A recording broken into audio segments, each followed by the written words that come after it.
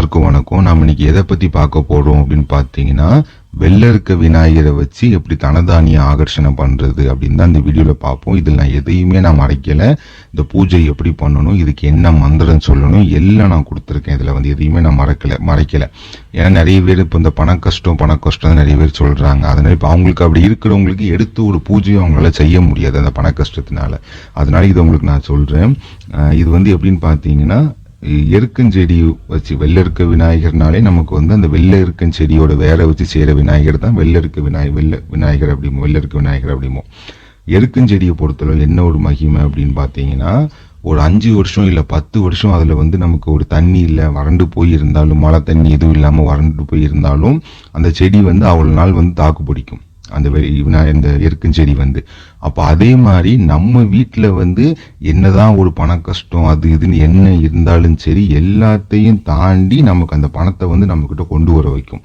அதனாலதான் இந்த வெள்ளை இருக்க விநாயகர் பூஜை தனதானிய ஆகர்ஷணம் பண்றதுக்கு நல்ல ஒரு நல்ல கை தேர்ந்த ஒரு பூஜை முறை. இதுக்கு நீங்க என்ன பண்ணணும் அப்படின்னு பாத்தீங்கன்னா, வெள்ளை இருக்க செடி இருக்கும். அதாவது அந்த வெள்ளை இருக்கும் பூ உங்களுக்கு தெரியும். சில பூ ஊதா கலர்ல செடி இருக்கும், அந்த பூ பூத்திருக்கும். அதை நீங்க எடுத்துடக்கூடாது.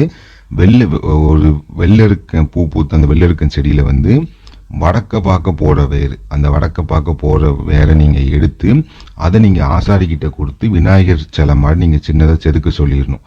செதுக்கினதுக்கு அப்புறம் அதை நீங்க வீட்டுக்கு கொண்டு வந்துட்டு நல்ல விபூதியை வச்சு அதை ஃபுல்லா தேய்ச்சிருங்க. அந்த கைட்டு அப்படியே நம்ம தேய்ச்ச மாதிரி அந்த விநாயகர் சிலையை ஃபுல்லா, இது எல்லாத்தையும் சொல்றேன், நீங்க அப்படி பண்ணுங்க, கரெக்டா இருக்கும்.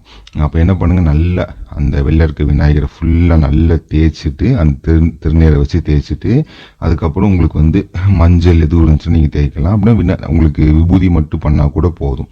நல்லது விநாயகர் சிலை நீங்க வாங்கிட்டு விநாயகர் சிலையை ஃபுல்லா நல்லா தேய்ச்சிட்டு, அதுக்கப்புறம் என்ன பண்ணணும் அப்படின்னு பாத்தீங்கன்னா, இதுக்கு அந்த கண்ணு திறப்பாங்க. நம்ம அந்த விநாயகருக்கு கண்ணு திறப்பாங்க. அதை நம்ம தனியா மைய உண்டு, கருமை, மற்ற விஷயங்கள் உண்டு. அது உங்களுக்கு கிடைக்கல அப்படின்னா, கடையில பாத்தீங்கன்னா தர்பை புல் கிடைக்கும். இந்த பூஜை ஜாமானம் கடை, நாட்டு மருந்து கடையில கிடைக்கும். அந்த தர்பை புல்லை வாங்கிட்டு நெய், ஒரிஜினல் மாட்டு பசு நெய்யை வாங்கிட்டு அந்த தர்பை புல்லை எரிச்சு நெய்யை கொஞ்சம் விட்டு லைட்டா கலக்குனா மை மாதிரி ஆயிரும். அந்த மையை வச்சு விநாயகருக்கு நீங்க கண்ணு தரங்க, நல்லா இருக்கும்.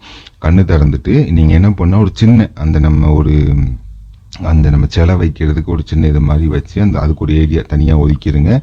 வச்சுட்டு என்ன பண்ணணும் அப்படின்னா, நீங்க அகல் விளக்கு ஏத்துங்க. அதாவது அகல் விளக்கு ஒண்ணு ஏத்தி நீங்க இதுக்கு பூஜை என்ன பண்ணணும் அப்படின்னு பாத்தீங்கன்னா, சொர்ண கணபதிக்கு உண்டான மந்திரம் தான் இதுக்கு நீங்க சொல்லணும்.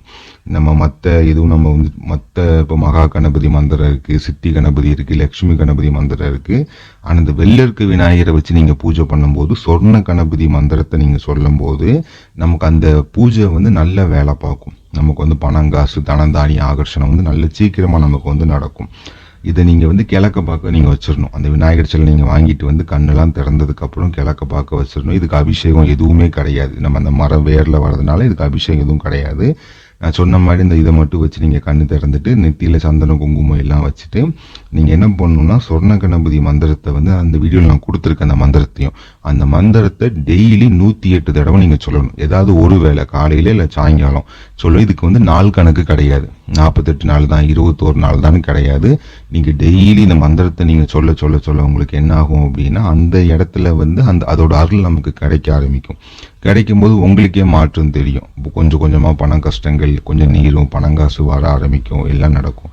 அப்படி போய் நீங்க வேற போய் உங்களுக்கு எடுக்க முடியல, நமக்கு அப்படி போய் எடுத்து தோண்டி இந்த வேற கொடுக்க முடியல அப்படின்னா, கடையில இருக்கும் வெள்ளை இருக்க விநாயகர்னு தனி இருக்கும். அதை நீங்க கரெக்டா பார்த்து அதை வாங்கிட்டு அதை கூட நீங்க பூஜை பண்ணலாம். அது கூட பிரச்சனை. அதை வாங்கிட்டு வந்தாலும் நான் சொன்னபடி நீங்க அந்த விபூதியை வச்சு எல்லாம் நீங்க அதை ஃபுல்லா தேய்ச்சிட்டு அதுக்கப்புறம் நீங்க அதை எடுத்து நீங்க பூஜையில உட்காரலாம். இப்ப இதுக்கு படையல்னு பாத்தீங்கன்னா, நீங்க வைக்கிற அன்னைக்கு, நீங்க என்னைக்கு அந்த பூஜை ஆரம்பிக்கீங்களோ அன்னைக்கு மட்டும்தான் நீங்க படையல் போடணும். ஒரு இலை விரிச்சிட்டு அதுல பாத்தீங்கன்னா வெத்தலை பாக்கு, அவுள் பொரிக்கடலை, வாழைப்பழம், சக்கரை பொங்கல், அதுக்கப்புறம் பாத்தீங்கன்னா உங்களுக்கு நம்ம கொஞ்சம் வடை மாதிரி ஏதாவது உளுந்த வடை ஏதாவது ஒன்று வாங்கி வைக்கணும். வாங்கி வச்சுட்டு உங்களுக்கு லட்டு லட்டு கொஞ்சம் ஒரு சின்ன ஏதாவது இதில் நீங்கள் வாங்கி வச்சு 2 தேங்காய் உடைச்சி நீங்கள் பூஜையை ஆரம்பிக்கணும். அந்த சொர்ண கணபதி மந்திரத்தை வந்து 108 தடவை நீங்கள் சொல்லணும். அதுக்கப்புறம் எல்லாம் முடிச்சுட்டு இப்போ வந்து இதை நீங்கள் டெய்லி பண்ணிக்கிட்டே இருக்கீங்க. ஒரு நாள் உங்களுக்கு செய்ய முடியல, ஏதோ ஒரு வேலை வருது, வெளியே போகிறோம் அப்படின்னா எந்த பிரச்சனையும் கிடையாது. வந்து அடுத்த நாள் நீங்கள் தாராளமாக செய்யலாம். ஆனால் இந்த நம்ம மந்திரத்தை வீட்டில் வச்சு டெய்லி வழிபட அந்த வீட்டில் இருக்க அந்த தடுத்தரம் கொஞ்சம் நீங்கி நமக்கு பணங்காசு வந்து நமக்கு வீட்டில் வர வைக்கும். இந்த பூஜை வந்து அதே மாதிரி பூஜை நல்ல இதை வச்சு ஏகப்பட்ட நன்மைகள் இருக்குது. நீங்கள் செஞ்சு பாருங்கன்னா இதில் எதையுமே நான் மறைக்கலை. அந்த விநாயகர், அந்த வெள்ளருக்கு விநாயகர் அதே மாதிரி வாங்கி வச்சு நீங்கள் ஒரு அகல் விளக்கு, சின்ன அகல் விளக்கு நெய் தீபம் போட்டால் ரொம்ப நல்லது. இல்லைன்னா நீங்கள் நல்லெண்ணெய் தீபம் மாதிரி போட்டுட்டு நீங்கள் மேற்கு முகமாக, அதுக்கு நேராக கிழக்கு முகமாக விநாயகரை வச்சு நீங்கள் மேற்கு முகமாக வந்து நீங்கள் இந்த மந்திரத்தை சொல்ல ஆரம்பிச்சிருங்க. ஒரு ஜபம் பண்ணுறதுக்கு ஒரு மாலை வச்சுக்காங்க, 108 ஜபம் பண்ணுறதுக்கு.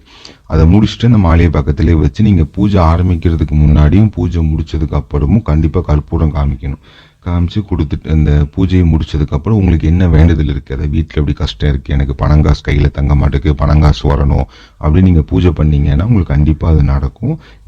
இதை நீங்கள் செஞ்சு பாருங்கள், கண்டிப்பாக இருக்கும். இதில் நீங்கள் வந்து உங்களுக்கு நிறைய செலவு பண்ணணும், ஆயிரக்கணக்கில் செலவு பண்ணணும் அப்படிலாம் அவசியமே இல்லை.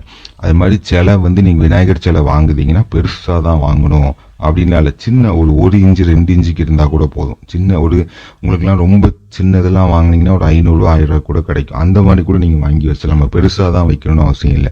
வாங்கி வச்சு நம்ம தகுதிக்கு எது முடியுமோ அந்த அளவுக்கு ஒரு இதாக வாங்கி வச்சுட்டு அது நீங்கள் பூஜையில் உட்காந்தீங்கன்னா கண்டிப்பாக நம்ம பெரிய சிலை வச்சாதான் நம்மக்கிட்ட சாமி வரும் அப்படிலாம் கிடையாது.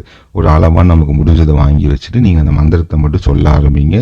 டெய்லி பண்ணிக்கிட்டே இருங்க. உங்களுக்கு படிப்படியாக மாற்றம் ஆகி உங்களுக்கு கண்டிப்பாக நிறைய நன்மைகள் இதனால் கிடைக்கும். கண்டிப்பாக செஞ்சு பாருங்கள், நல்லதே நடக்கும். நன்றி.